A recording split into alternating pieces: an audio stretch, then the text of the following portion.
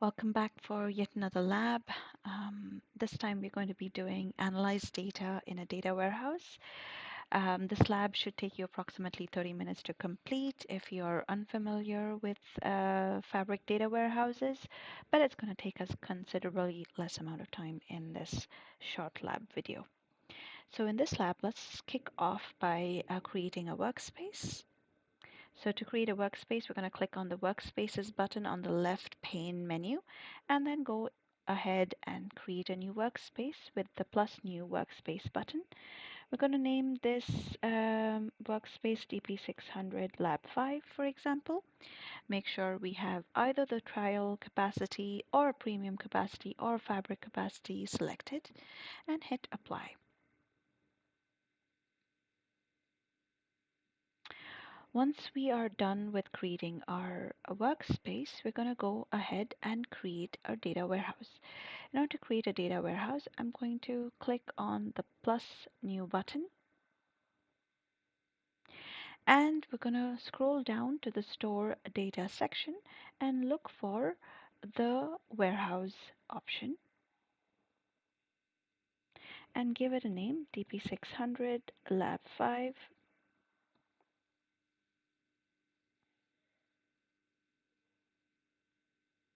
After a minute or so, we should have our new warehouse.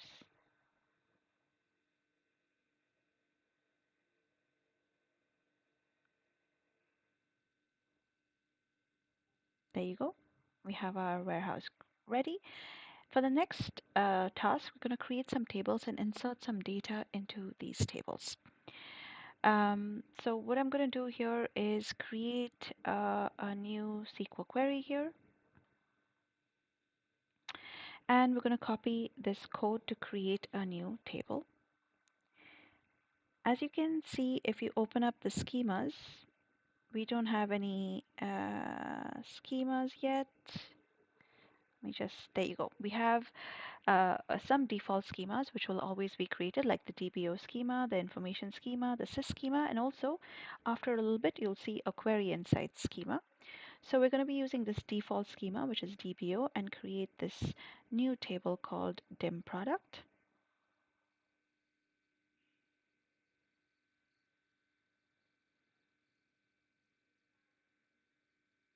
All right, there you go. So let's refresh our data warehouse, and we're going to open up, and here we have that new dim product table which we've just created. Let's go ahead and paste this new code, which is going to insert some data into that same dim product table, because for now we have just created that table without adding any data in it. And let's add some data into that table.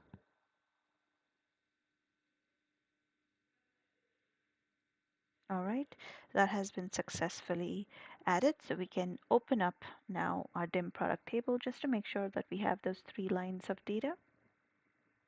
There you go. Looks good. That's the data that we have just added. And then we're going to get some code from this location. I'm just going to open this in a new tab. And let's copy the entire code of this into a new SQL query or the existing SQL query. I'm just going to paste it and replace everything that was there before. This is going to be creating a couple of other tables and also inserting some data into those tables.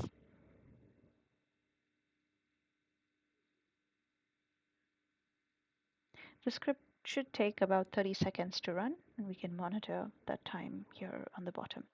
Oh, there you go. It's finished in less than 30 seconds. And in fact, we have created 3 other tables: the dim customer table, the dim table, and the fact sales order table with this one script.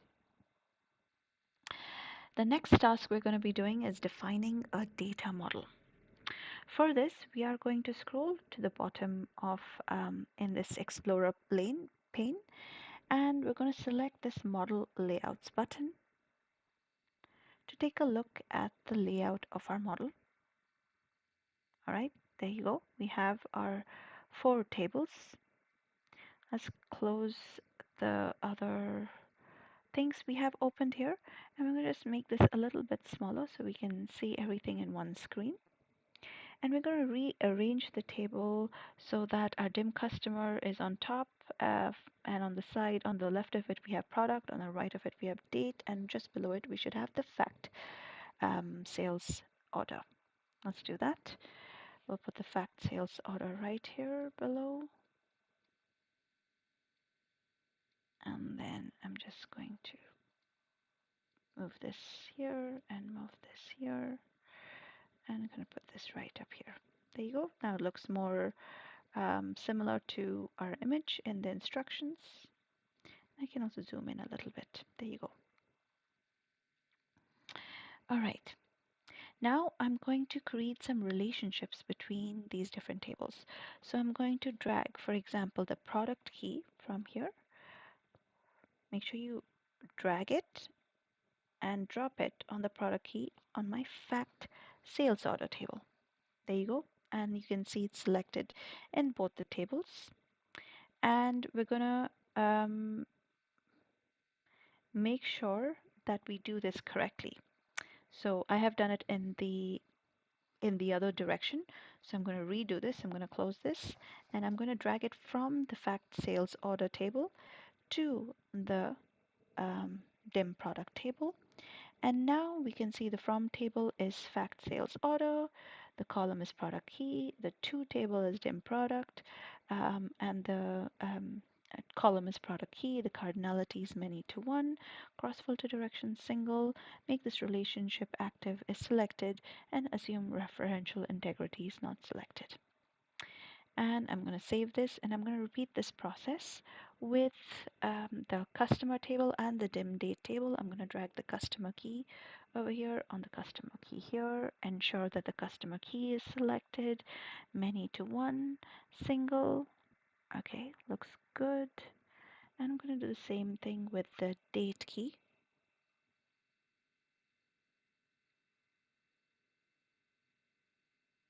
Sales order date key with the date key. And all of that looks good. So now I have here my model created. All right. Now let's go ahead and query our data warehouse tables. So I'm going to move back to my Explorer and I'm going to select a new SQL query. And I'm going to copy this code and paste it right here. And I can run this query. So now in this query, what we're doing is we're grouping by, but we're also aggregating the data per group, right? So this is how we're going to do it in the SQL query. If we want to get the sales revenue per month, for example, we can modify the query and add a second dimension to the aggregation. So I'm just going to copy this and paste this. And now I can also add the customer dimension, which didn't exist before. I can add it to my query. And now I'm also adding the customer's sales region here to my group by clause. I can also create views in my data warehouse. So let's take a look at how to do that. I'm just going to copy this code. I'm going to paste it here. And I'm going to create a view here, which is going to be V sales by region. And I'm going to basically run the code that I had run prior. There you go.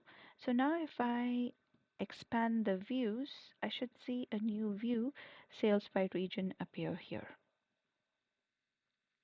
Now let's query that view. So now instead of querying the table directly, I'm going to be querying this view.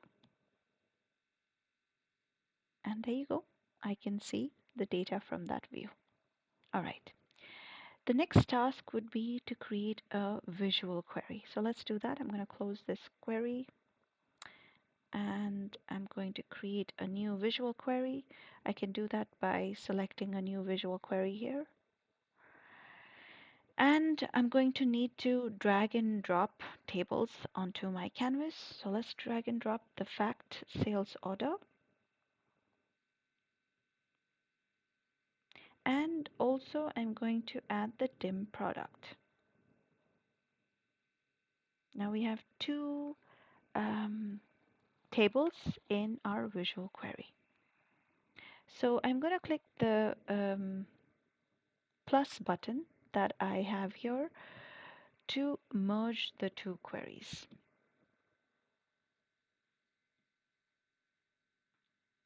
So I'm going to select the dim product from my right table to merge. And for the condition, merge condition, we're going to be using the product key. Right, so the product key in both, and you can see the selection matches all the rows from the first table. And we're going to leave the default join kind to be outer join, and then click on OK.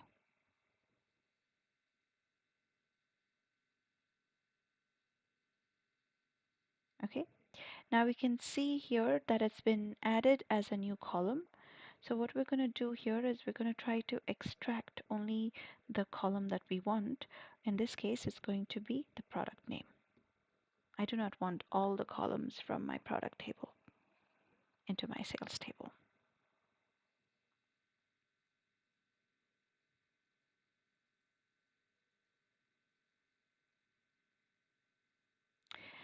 And now let's filter this table.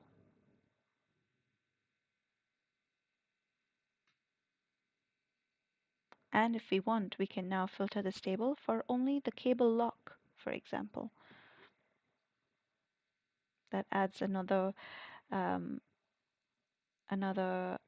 step here, which is filtered rows. From here, we can analyze the results of the single query by selecting Visualize Results or Download Excel file. We can do either to see exactly what you were asked to look for. And last but not the least, we can then visualize our data. In order to do that, we're going to close this visual query, and we're going to scroll down again to Model Layouts.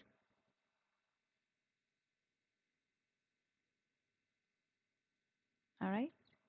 You can see we have some extra tables appearing here now, but those are not the ones we're interested in. We're only interested in these tables. And what we're going to do here is we're going to hide some of these columns. For example, in the fact sales order, we're going to hide the customer key. We're going to hide the product key. We're going to hide the sales order key. And in the dim customer table, we're going to hide the customer alt key and the customer key. In the dim date, we're going to hide the date key and the date alt key.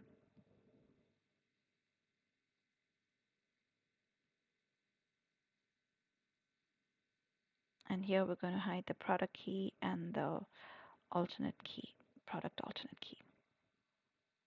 All right. Now that we're ready, we can then build a new report. We can go to the reporting menu and click on new report.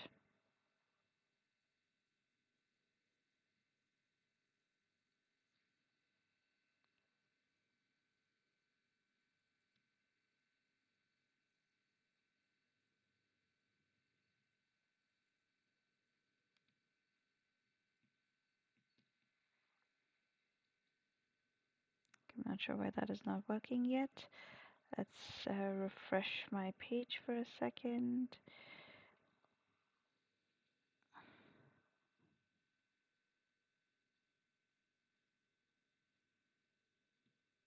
All right, let's go to model layouts, check if everything is as it was. Yep, all the hidden columns are still hidden. Let's go to reporting. Let's click on new report. There you go. And you can basically decide which tables you want in your semantic model. So I'm just going to accept this for now. If I want to remove that view, for example, I can do this by clicking on Manage Default Power BI Semantic Model. All right, so I have all of my tables, including my view here, and I'm just going to open up the fact sales order table. And you're going to notice we do not have any of those keys which we have hidden. We only have the columns that were not keys, right? There you go. Looks good. All right, so let's select the sales total,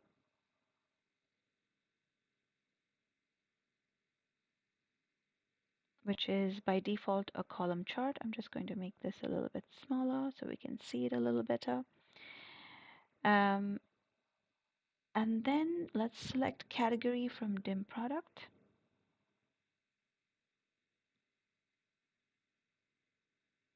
Okay, let's make this a little bit bigger. All right. And we're going to select the clustered bar chart instead of the clustered column chart. All right, there you go. My categories look readable. Let's select the format pane, and in general tab, sub-tab in the title section, change the text to total sales by category.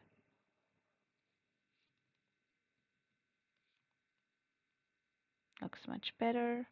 And with that, we're done, and we're going to save this report. And we're going to save it as sales report.